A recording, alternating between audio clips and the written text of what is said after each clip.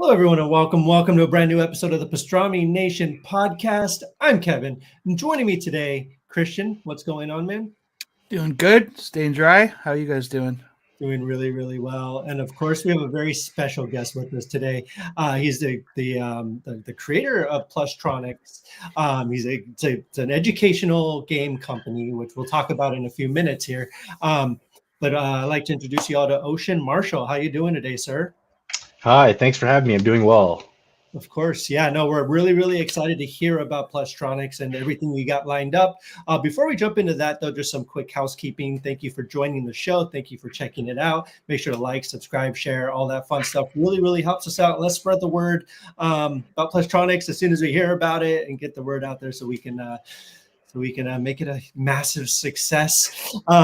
So Ocean, First, so you're working on a few different things with Plushtronics. You got a computer, you got a science-themed plush toy, and a Smash Brothers style competitive game. So you're working on quite a few different things here. First, can you tell us about Plushtronics and what exactly it is? Yeah, absolutely. So Plushtronics is kind of the amalgamation of all of my creative and technical pursuits. So basically, it's a toy games company, and any idea that I have, I try to just implement it. Like I got the idea to start a plush toy, right? Because I love my dog Clifford. He's kind of like the poodle on the logo of my design.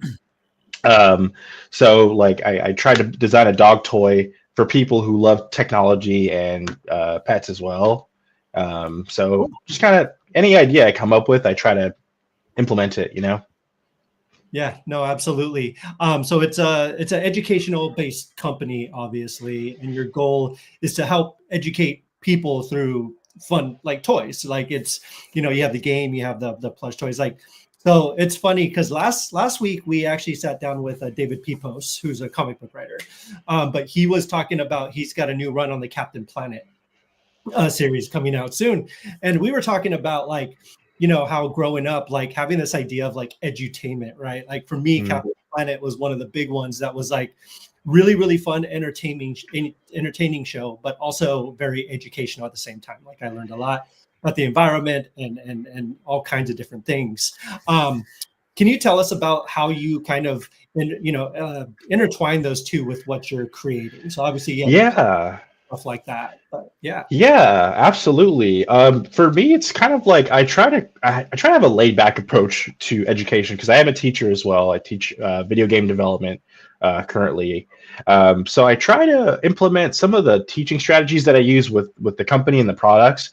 So it's more laid back. I don't really like have like it's mostly just take a look at what this is. Like what is this product that Plushtronics is, this toy, and like it's going to make you think like, oh, what exactly is that computer part, right? Because it's a computer science themed plush toy, and it comes with about 7 different detachable parts.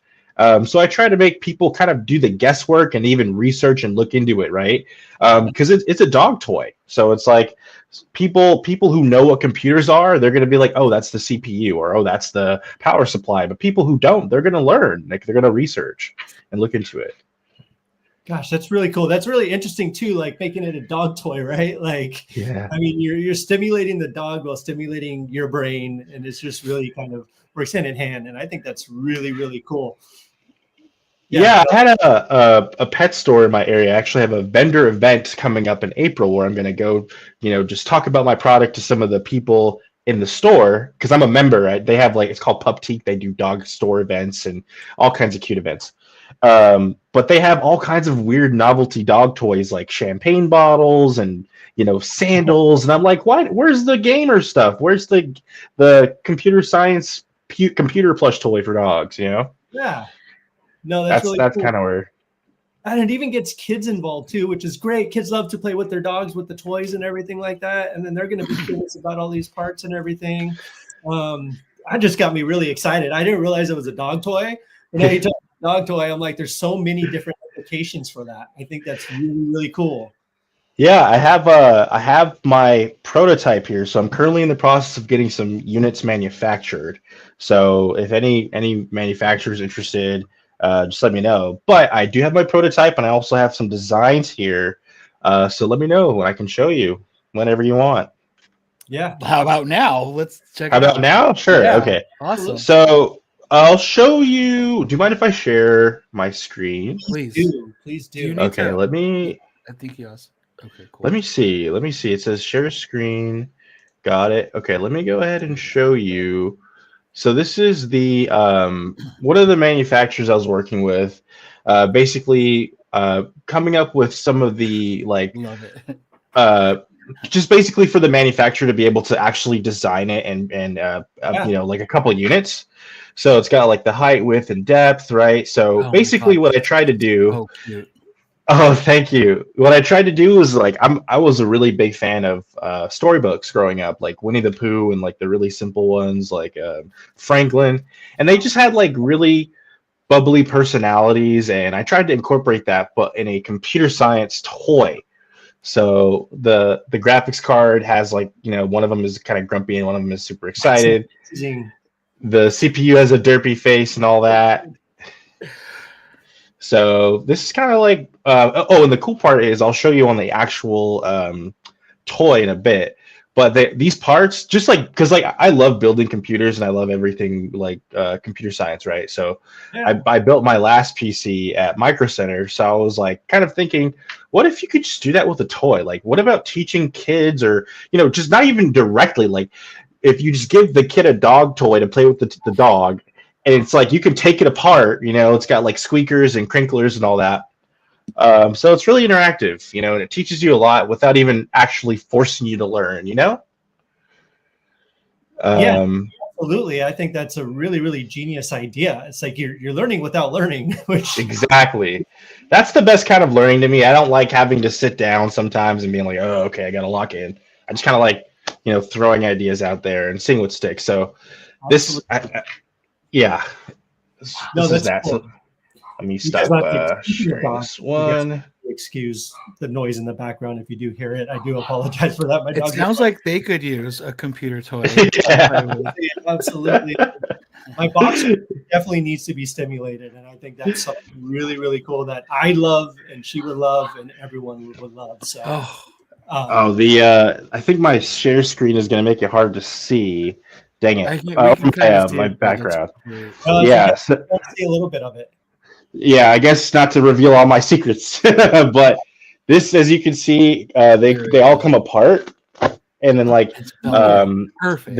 this prototype doesn't have the crinklers or the squeakers, but it will. Like the manufactured units, like if you press it, it'll squeak or crinkle, you know. So they all have their own little purpose in here, but it's really just cardboard box, like a shoebox with some nice crochet work done, and it's kind of just, you know, like a little cute toy. It's not really anything too crazy, no lights or anything, just simple, you know. But they all come up kind of like building a PC, guys. You know, like just putting in the parts, taking the parts out when you got to upgrade your RAM or whatever.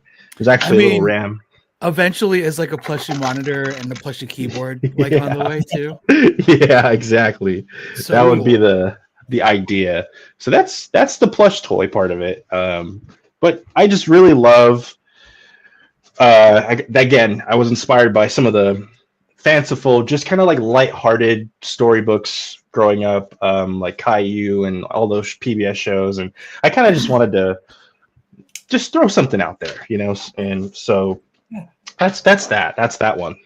That's very cool, man. I'm really I'm excited for it. I'm very excited for that. Yeah.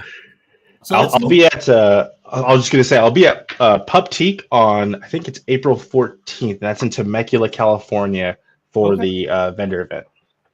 Awesome, man. That sounds fantastic. Go check that out. So let's talk about this Smash Brothers style competitive game that you've been working on. So you talk a little bit about that. Well, what exactly is it, and what's going on there? Yeah, so that one kind of started because I grew up playing Super Smash Brothers. My older cousin would take me to his college campus, like the dorms at UCR, and him and his friends would be playing, and I would hop in and play Melee with them, and I would get absolutely whooped. But then that love for Smash, like Like, I think that's kind of the story for most competitive Smash players. I don't compete anymore, but I used to. They started getting whooped by siblings or friends, and then they trained and got better, right? So the game it's kind of like it's a third person 1v1. It could be more, but right now I'm just focusing on 1v1 mechanics. It's kind of like a Smash Bros. Style game. And there's like a hook mechanic where you can shoot a grapple hook. It's actually kind of in my background, and I'll show footage later. I'll actually be an engine.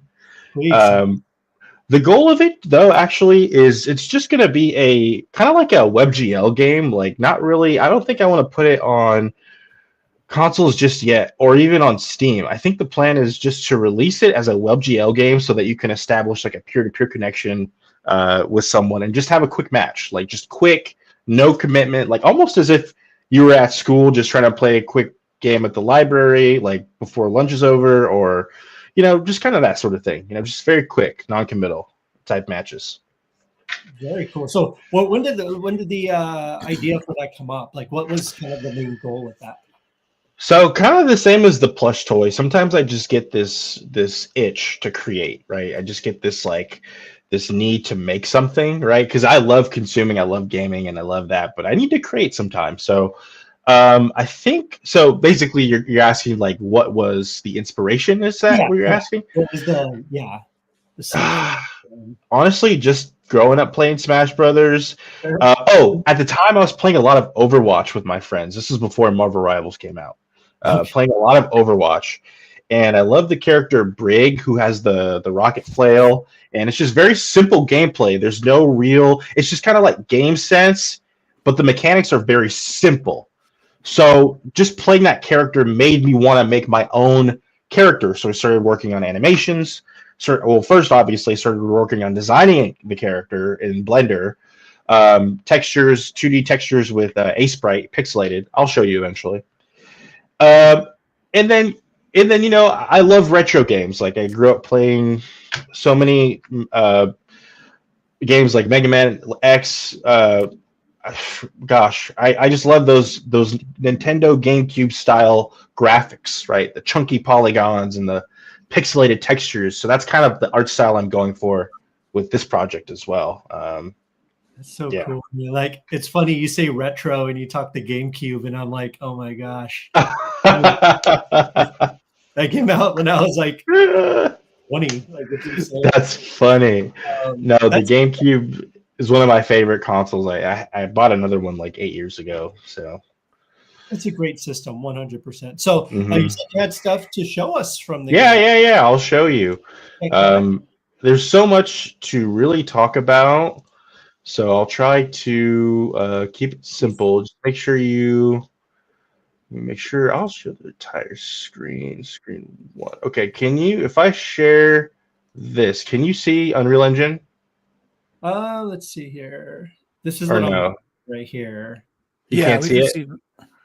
Yeah, I did. Like this? Yeah, we can see it. Okay, cool. Okay.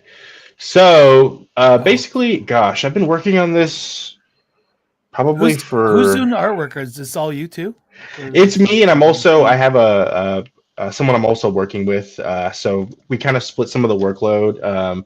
I do most of the post-processing and then kind of like the character concepts, and then he'll help with other things as well, so like some of the texturing. Yeah. So it's mostly a me project, but if I need help, he's like really good.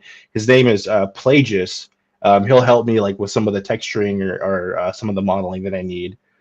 So it's mostly like a tag team sometimes. If I'm like, hey, I got this idea, here's the concept, let's work on something, That's so cool. Stardew Valley was like one dude, right? Or like it was. Yeah.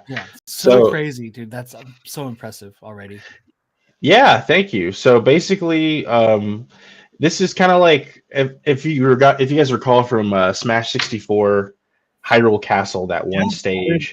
This is kind of like the inspiration. Also, BioShock Infinite. I'm like a really big fan. It's like my favorite game. You have no idea who you're talking to right now. It's like we're this group right here. It's all BioShock Infinite. Yeah, BioShock Infinite is like, and that's why you can see like kind of like the skyline from Infinite. That's what right away. Yeah. It's kind of like some of the inspiration I got, and then the clock tower, like the whole sky realm aesthetic. So okay, I mean, let me think. There's kind of a lot to talk about. I'll keep it brief. So as you can see, let me open the pixelate shader. This is kind of like the shading mechanics, the post processing that I've been doing. It's got like a kind of like a retro dithering effect that you'd find on like the PlayStation 1, and then also that pixelation. This is kind of like the core art style for the game, all in one little like blueprint, basically. Just that pixelation and then the dithering, color banding as well. I've got how many animations do I have? Let me see. I actually also have gameplay. Actually, hold on. You know what? This actually isn't the file with the gameplay on it. So I'm going to stop sharing and actually pull up that one. Because I think that's a different one. But let's see. For the record, I think BioShock Infinite's like our top 5 all-time favorite games. 100%. I know, Kevin. That was also Oceans, just so you know, like, yeah, there you go. Like Booker. We love Booker. Yeah. I also have a background in toy. I know, like, and I'm an educator. I don't talk about, I mean, I do, but like, it's crazy. We have a lot of crossover. So I worked in the toy industry for like a good 10 years. The last project I ever worked on was BioShock Infinite, and I quit after that. No way. Are you serious? So yeah, if you bought the special edition that came with the Songbird statue, you're welcome. Oh my gosh, that's insane. Long time that's ago. Crazy. But it's fun. It's a fun project, and it was a really, honor to be able to be a small little part of that. So that's insane. Yeah, it's like actually my favorite single player game of all time. Yeah. Here, okay, I got it back up. So you should be able to see it. Basically, so this character, her name is Poppy. She's a farmer. Yeah, she's a farmer, but she loves pigs. So she has like this kind of like beanie on. That's kind of, you can tell it's got like a button on it. It's kind of like a stuffed animal, but she made it into a mask to hide her identity. She's like one of the fighters. I'm working on other characters right now, but so far the gameplay is just very simple. Like I said, it's really short form. It's just going to be kind of like a quick WebGL game you can play with your friends while you're, having a break at work or at the library at school during lunch. Just very, very nonchalant. I think this isn't the most current version. I think this isn't it, but as you can see, it's kind of like that. It's got that grapple mechanic too. Yeah, that's cool. To traverse a little bit. Like if you've got an opponent over there, you can. I think I actually patched this out where you're gonna have to look super high up to get up there. But I patched that out. But yeah, and then I have a couple. I think I have around 8 to 12 animations that I've been working on to get this looking like a game. Yeah. It's kind of got like a floaty feel to it because basically you have to pop your opponent's balloon, and then once you pop their balloon after like a couple hits, then the match resets. Yeah. So it's like Smash Brothers. So it's like you get like 3 stocks or 2 stocks, and then once those stocks are done, then you win the round, basically. That is so cool. I love it. And then it's got like a block animation. I love the animation too. Yeah, the animation's fantastic. The bounce on everything and the physics look great. I love also just the art style is so cohesive. Like everything feels like it matches, like your character design from your background design. Like the lighting, the color, all of it. It feels like one world. I think that's a difficult thing. I think people don't realize like how much work that is. It's funny because when I start thinking of a character, it could literally be at any point, like randomly in the evening, and then I just have to pull out my phone and start taking notes. This one is inspired by the balloon girl from Ace Attorney.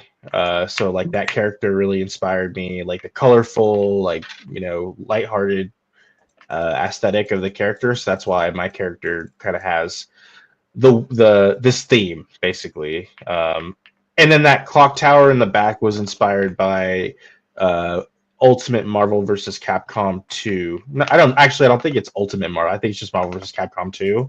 the clock tower stage. So this stage alone and this character already comes from like so many different inspirations from games that I've played throughout the years. I'm still working on some of the jankiness for the rail grinding mechanic. Sometimes like it just forces you to go in the opposite direction. I'm working on it. Well, Yeah, but I really wanted the thing about this project too is that I started working on the art before the actual game development, which is something that you don't really do. Usually when you make a game, you do like you just use like the cube and just start out with like the basic blocking out of the level. But for this game, I kind of started making the art first and the animations first, and then I started programming. And I feel like that's something unique to me, like my workflow. You know? I mean, it shows. I think visually, like it has such a striking, like distinct look to even like your color design on your character. I don't know if that was on purpose for you to be like so triadic with like the red, blue, and yellow, but it pops. It pops. Oh, you know what else too? I was watching this show Pearl on Netflix, and then I think that's also some of the inspiration I got for this kind of like farm girl type outfit. Mm-hmm. If you remember that show or that movie. Yeah. So yeah. And then I also really love, not only do I love GameCube games, but I also love Nintendo DS games. I love DS games. So that's why I added a pixelation post-processor. Let's see, where is it? Okay, here it is. So pixelate right here, I think. So yeah, I added like 512 pixelation, kind of similar to the Nintendo DS. That's so cool. Yeah. Beautiful. So yeah, that's kind of this project. I'm taking a bit of a break right now, kind of just absorbing what I've been able to make in like 8 or 9 months. I plan on adding at least one more playable character before I release a demo, and I'm also looking to get a Kickstarter up and running. I really want to get a Kickstarter up and running for this game and for my other endeavor. I'm gonna close that. So that's the plan. Maybe some game jams as well. You are a busy man with very full hands. But that's awesome, dude. It's admirable. And you talked about your inspiration because sometimes, like you said, you sometimes get inspired and like you might not be in like a convenient place, so you just got to have like a notepad ready. How important is it for you to like be inspired when you're working on things, or do you try not to always have to rely on inspiration? It's funny. As a kid, I would always have the wildest ideas, and I would never had anything to show. So as I grew up and as I went to college and got these technical skills, I've got this ability to actually do something with that inspiration, right? So sometimes it's kind of just like a blip that pops up in my head if I'm watching a show or if I'm playing a game, and then I'm like, okay, I have to model this character. I have to get this idea out on paper. If that makes sense, and that's what I try to teach my students as well. Like they come into my class, my game development class, without any experience. But then by the time they're leaving, they've done internship work with an animation studio and they do all this stuff. They're able to put their inspiration onto paper. So when the game development class that you teach, is it more like the technical aspect of it, or is it like the art design of it, or is it both?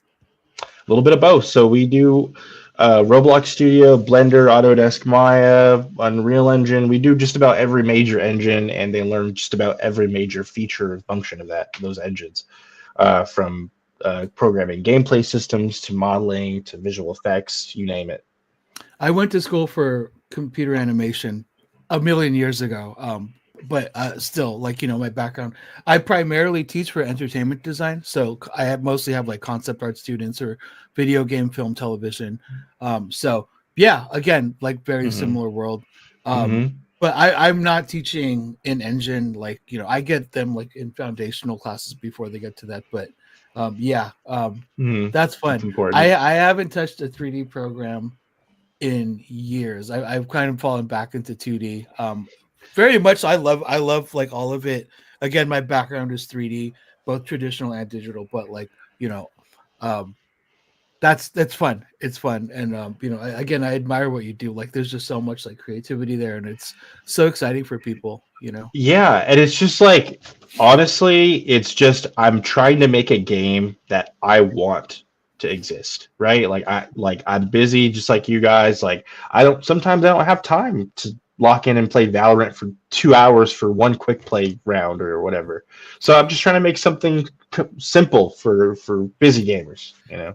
I think that's like talking about things that you teach to your students. I think that's something like I preach wholeheartedly as artists, like across the board, all of us here. Like, it's very important, in my opinion, that artists are self-serving. If you need to be putting out the work that you want to see in the world, right? Like, you have to be the biggest fan of your own work. If not, what the hell are you even doing, right? Yeah. Like, why would you be working on something that you hate?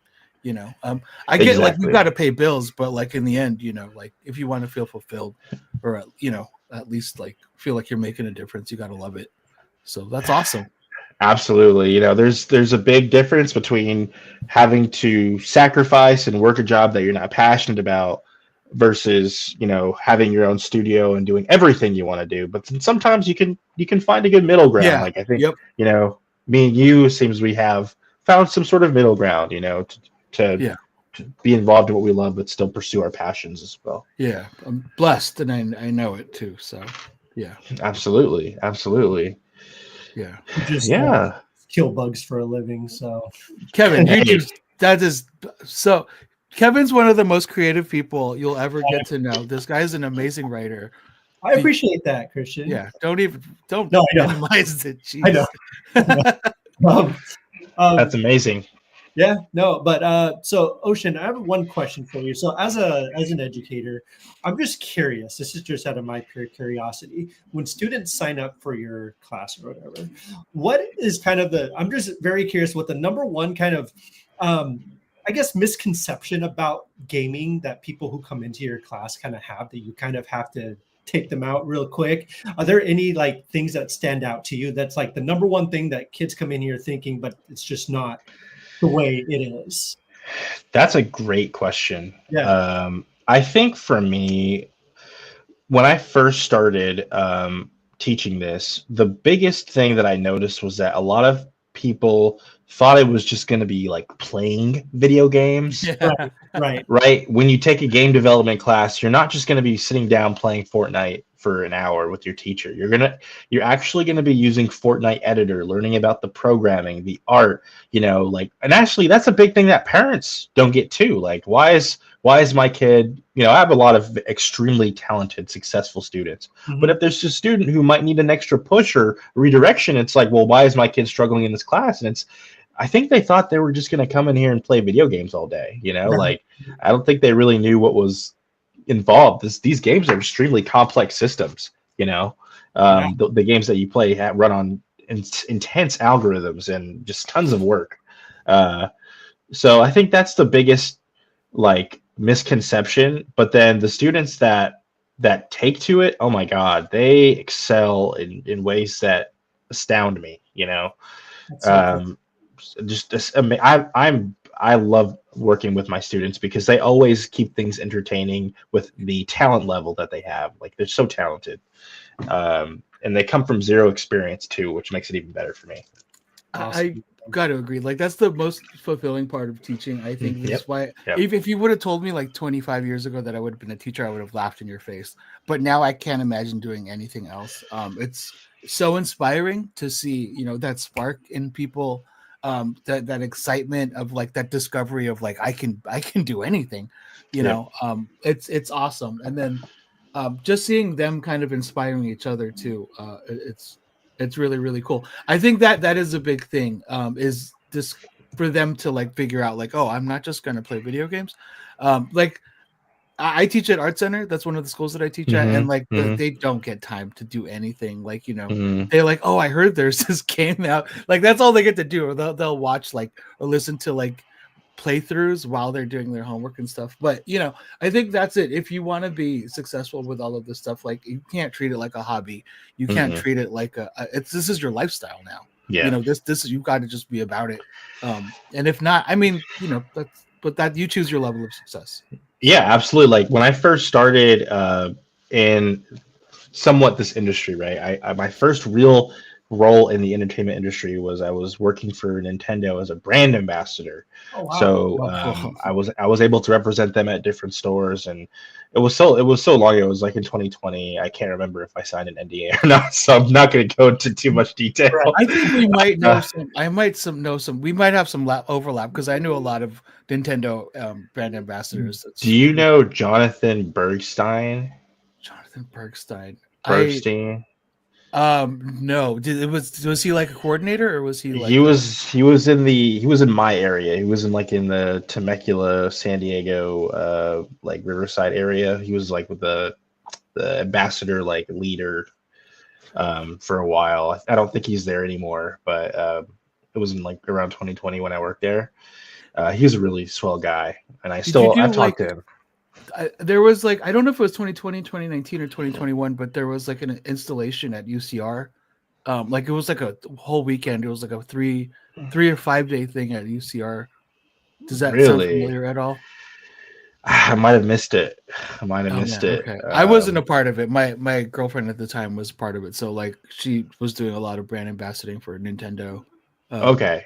Kind of all over the place, but that's how that's crazy. That's so funny, man. Yeah, it's a fun gig if you're just, because I was kind of just like fresh out of school trying to like get into the industry, so it was a good way for me to kind of learn how a game studio works, logistically, right?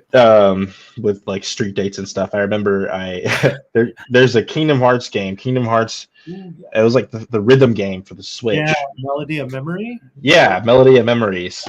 I was so eager to do my first task. I put the game out before the street date, so it was like on shelves before it should have been.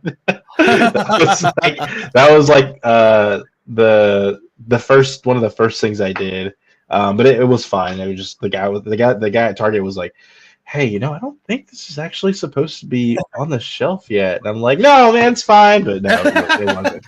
I was wrong.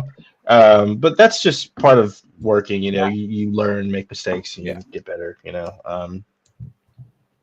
That's cool. That's cool. That's awesome. Yeah, that was fun. And then I went to Rio Hondo College for some animation courses with Professor. Oh God, I can't remember his name, but he's a cool guy. He's like the main guy. He's been there for forever. Professor Dawson. He was a very good professor, and then I got my master's in computer graphics technology at Cal State San Bernardino. So we have a similar background for sure. Same high school, man. We both went to school for animation. What is this? This pretty crazy. How funny. Yeah. Parallel universe, right? Multiverse. Exactly. I love that. Well, Ocean, where can people find out more about Plushtronics? Is there a website coming up, social media, anything like that you can? Yeah. So people can keep an eye on. Currently, I am on ArtStation. Okay. I'm on ArtStation. I don't have a Kickstarter. I'm currently working on getting a Kickstarter developed. So if anyone wants to help me build a Kickstarter, I don't know, if you just want to catch up, see what I'm up to, I'm open to it. So I'm on ArtStation. Let me see if I can. Would you guys take links, or is it just like, please? I just tell them how to find me. Let me see. Nice, dude. You found me? Yeah. He found me already. That's funny. So yeah, I'm on ArtStation. So I post little snippets on ArtStation, like development progress, like, oh, here's a new animation or whatever. And then sometimes I just do little personal projects. Like I make, like I had like set up a scene in Blender the other day, just like goofing off. I love, sometimes you just got to goof off and then you strike genius, So let me see. I can probably show you. I need to log in more often. I have 2,400 notifications on ArtStation. My God. Wow, So that's a lot. Hey, you're popular though. That's awesome. I just need to log in more often. That's all. Yeah, that's fair. Here, let me show you how to find me on there.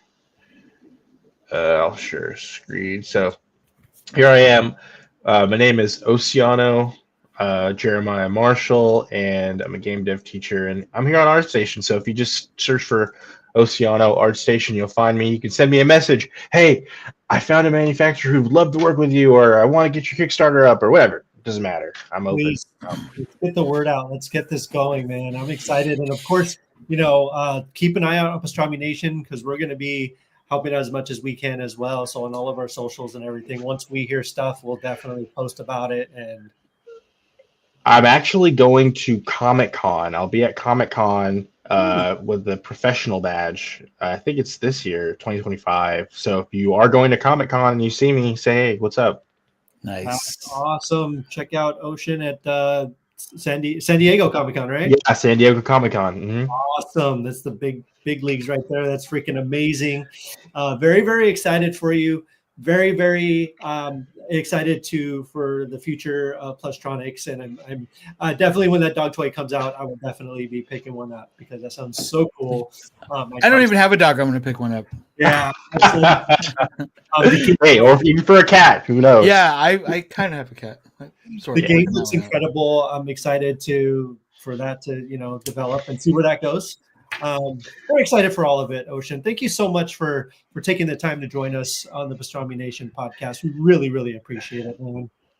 I'm so honored and humbled to be here. Thank you so much. Yeah, man. Really, really loved having you on. A very, very great conversation.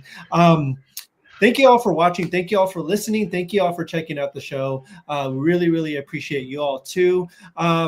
You can find me first of all, check out Pastrami Nation for the latest news, reviews, articles, things like that. I have a new article up there about the split fiction game, just kind of some first impressions and stuff on the game. It's pretty incredible. Check that game out. Sorry, that's just a stupid plug I have to do because that game's amazing. I love it. But you can find Pastrami Nation on Facebook, Instagram, Twitter, all the socials. You can Pinterest. We're really big on Pinterest, so go check out our Pinterest. You can find me, Kevin Hoskinson, Kevin_Hoskinson on Facebook, Instagram, Twitter, Blue Sky, Threads. I'll be on there as well. Christian, where can they find you? Instagram, you can find me, Christian Nacorda. Also, registration is open. I got a plug too. Registration is open for Brainstorm. My head drawing class is coming up. Head, hands, and feet. If you want to up your game, come draw with me. That'll be really cool. You can find the links. I posted it on my story, but we are Brainstorm School. That you can follow them on Instagram too. But yeah, hit me up on Instagram, TikTok, whatever. Christian Nacorda. Let's draw. Yeah, go do it. The artwork's amazing. I can't talk highly enough of it, honestly. So go check it out. Also, Mickey 17. If you haven't seen it, I saw it. I have not seen it yet. Did you watch it? Obviously? I saw it opening night. It was. Dang it! I need to go watch that so bad. Yeah, I might see it again. I liked it. I had a lot of fun. So cool. We'll have to talk about it next time for sure. Yeah, I'm for sure. checking it out this weekend. So, thank you all for joining the show. Thank you all for checking it out. And as usual, take care of yourselves and each other, and we will talk to you guys later. Bye bye.